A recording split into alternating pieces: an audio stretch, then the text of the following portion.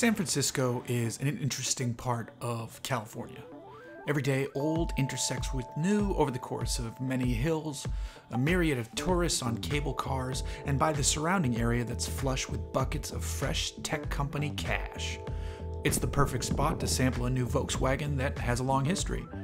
To learn about the newest Golf, we have to first look back upon its history.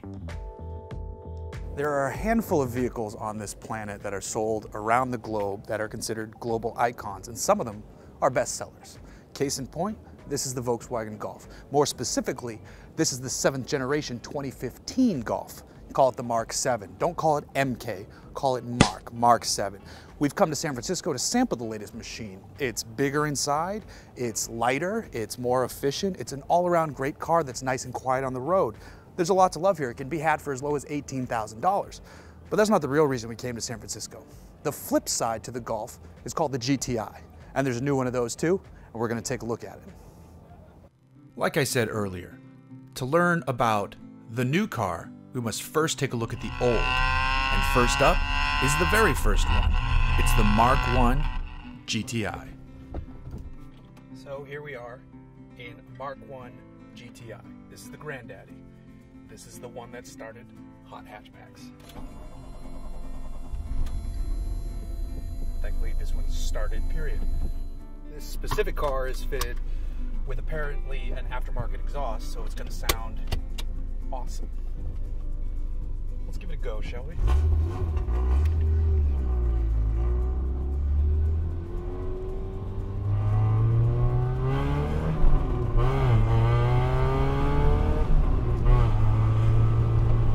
That's awesome.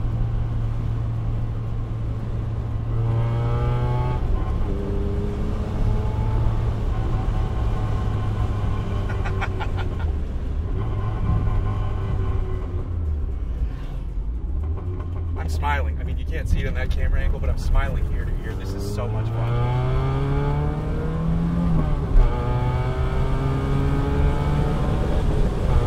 Mirror's moving.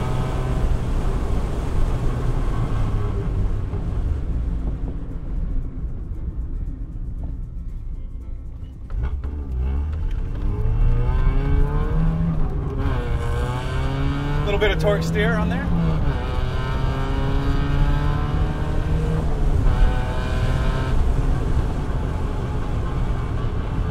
This car would never get old. This car would never get boring.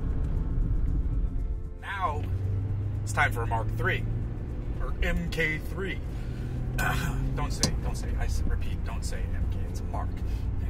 But this is one I've been looking forward to because this has the VR6 motor, and by all accounts, this thing's a torque monster. It's supposed to be a real blast to drive, and let's see, once this 6 Series BMW that's in front of us gets out of my way, we're gonna have a little fun. Some weird noise in the steering wheel, but that sounds so good. That is a fantastic noise. So different than the earlier cars and even the more modern turbo cars. Oh yeah.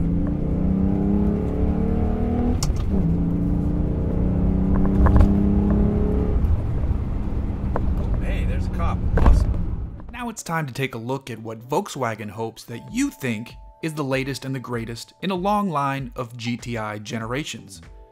This is a car that has been cultivating a rabid fan base since it was first launched in Europe back in 1976. It arrived here in the States in 1983, and it hasn't looked back since.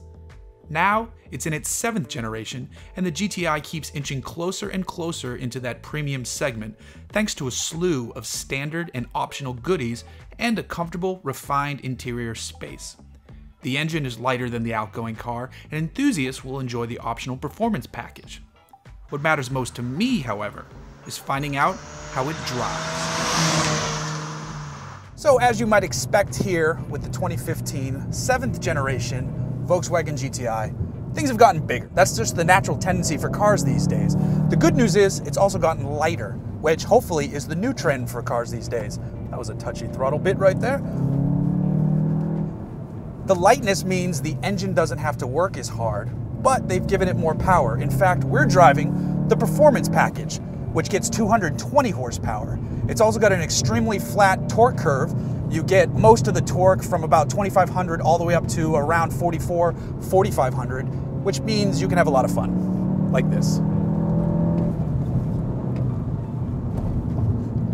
This performance package car is fitted with an optional limited slip differential that also senses torque. So if you're on a curve, it'll use the outside wheel to help bring the car through the corner and mitigate understeer.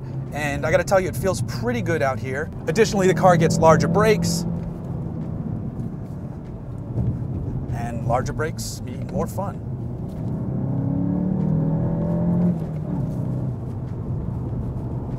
It's still a GTI at heart though. I'm sitting on plaid seats, I've got a golf ball shifter in my hand, I've got a familiar noise under the hood, and I'm driving the hot hatch. Well, you know, for what we can get in the States. Yeah, you know what, regardless, all across the world, this is the hot hatch. It's the one that started it all, and it's the one that continues to make people all over the globe smile. One thing GTIs have always been is fun. I use that word a lot when I describe this car, but that's what it is. It's got an engine that enjoys revving up a bit.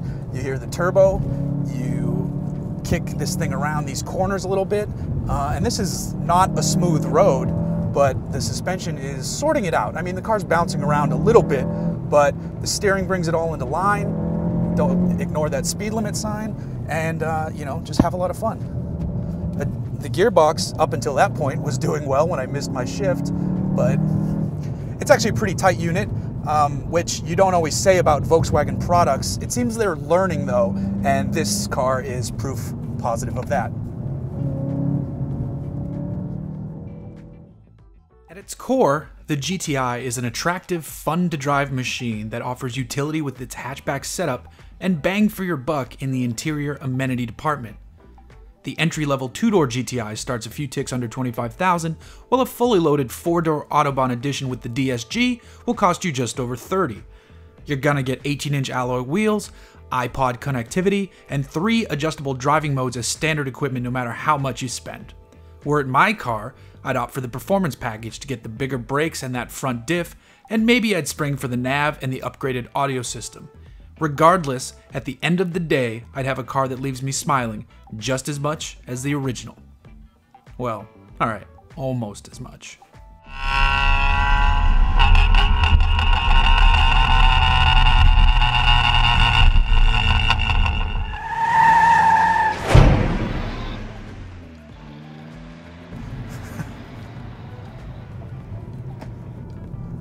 Let's give this bloke a minute to get his Outback out of the way.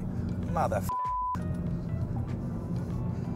I have a performance package here, sir, that I'd like to deliver. Oh yeah, you should have used that one. Use it, use it, use it, use it, use it, use it. F you. All right, we're turning around going the other way. Totally oblivious. All right, there we go. Starting that line over.